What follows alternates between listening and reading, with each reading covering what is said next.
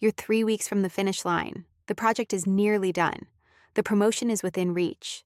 You've trained for months. You're right there. And then, without any logical reason, you freeze. You miss a deadline. You start a pointless fight. You binge watch an entire series instead of doing the final 5%. You self-destruct. And you have absolutely no idea why. But the real answer is far stranger. Your ancestors did not live the way you do. They lived in small, tight-knit groups of about 150 people. For millions of years, survival did not belong to the individual. It belonged to the tribe. If the group accepted you, you ate, you slept safely, you found a mate. If the group rejected you, you died. Not metaphorically, literally. There was no solo apartment, no moving to a new city. Exile meant walking into the savannah alone. And that was a death sentence. Your brain knows this. It is never forgotten. So your brain evolved a deeply invisible radar system. It constantly scans the social landscape. It asks one silent question. Am I blending in or am I standing out? And if the radar pings that you're becoming too visible, too successful, too distinct, something terrifying happens. Your brain goes into full emergency mode. Because in the ancient world, standing out did not make you a hero, it made you a target. Envy was not just an unpleasant emotion, it was a weapon, and the tribe wielded it with lethal precision. Anthropologist Christopher Boehm spent decades studying pre-state hunter-gatherer societies. He documented a striking pattern he called reverse dominance hierarchy. In these egalitarian groups, no one was allowed to rise above the rest for long. The moment a member started acting too confident, too ambitious, or too successful, the group mobilized. They gossiped, mocked, ridiculed. And if that didn't work, they escalated. The individual was beaten, ostracized, or in extreme cases, executed. Success triggered a tribal immune response designed to expel the threat.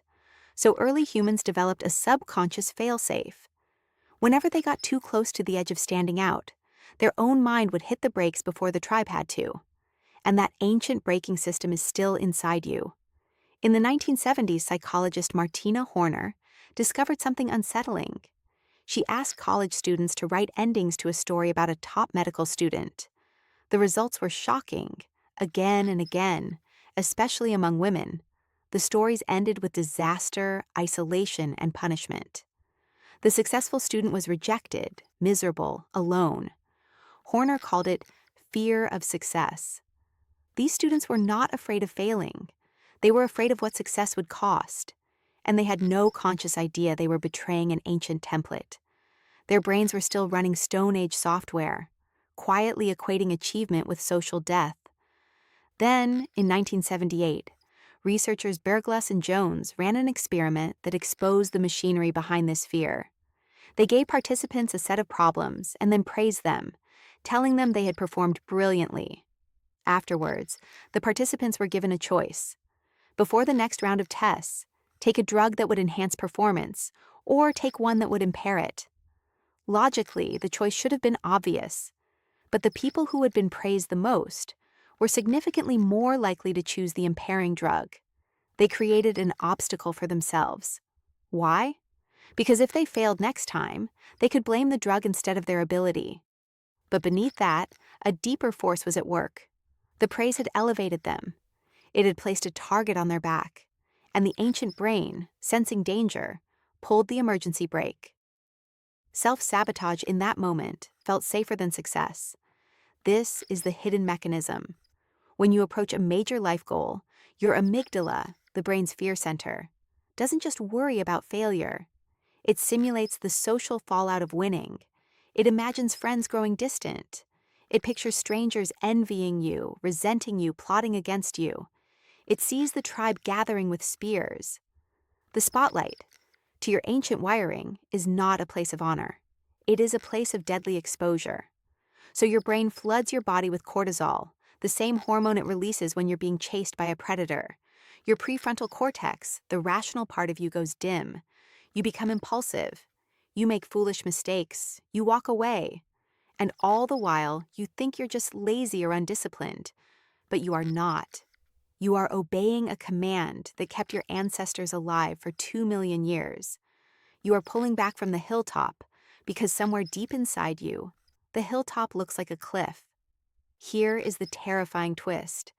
Your most catastrophic moments of self-destruction do not happen when you are failing.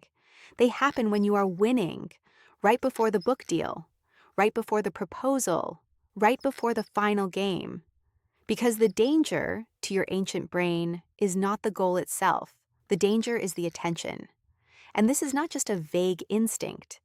Neuroscience shows that social rejection lights up the same pain pathways in your brain as a broken bone. The threat of being cast out is physically real. So when you feel nauseous right before a big presentation, when you ghost someone the moment the relationship gets serious, when you drown in crippling self-doubt the day before the exam, you are not broken. You are a perfectly functioning Stone Age human, reacting to a perceived tribe threat that no longer exists. But your body does not know that. Why would evolution install such a cruel program? Because evolution cares nothing for your happiness. It cares about one thing only: keeping you alive long enough to pass on your genes. For over 99.9% of human history, blending in was the ultimate survival strategy. Standing out got you killed. The individuals who survived were the ones with the most sensitive self-sabotage timers, the ones who could detect the faintest trace of envy and pull back before it was too late. Those individuals pass their alert, anxious brains down to you. And now, in a world of skyscrapers and smartphones, those brains still run the old code. The problem is not that you are weak. The problem is that you are a deep-sea fish that evolved in the dark, and someone just told you that the surface is safe. But your body still flashes with danger every time you swim upward. And so the pattern repeats. You get close, and you pull away. You get close, and you sabotage. And you call it laziness, imposter syndrome, fear of failure. But these labels miss the primal truth. You are not afraid of failing. You are afraid of standing alone on the ridge, spotlight on your back, waiting for the first spear to find you. That fear is not a character flaw. It is an ancient memory. So what can you possibly do? The first step is recognition. The next time you find yourself inexplicably procrastinating right before a victory, pause. Look at the behavior. Name it out loud. Say to yourself, "This is my tribe alarm. There are no spears here." Because naming an ancient reflex gives your prefrontal cortex a slim chance to override it. Research shows that simply labeling an emotion reduces its intensity by shifting activity from the amygdala to the more rational parts of the brain. You create a small gap between the impulse and the action, and in that gap, you can choose. Next, shrink the spotlight. Your ancestral brain did not fear all success. It feared solitary success.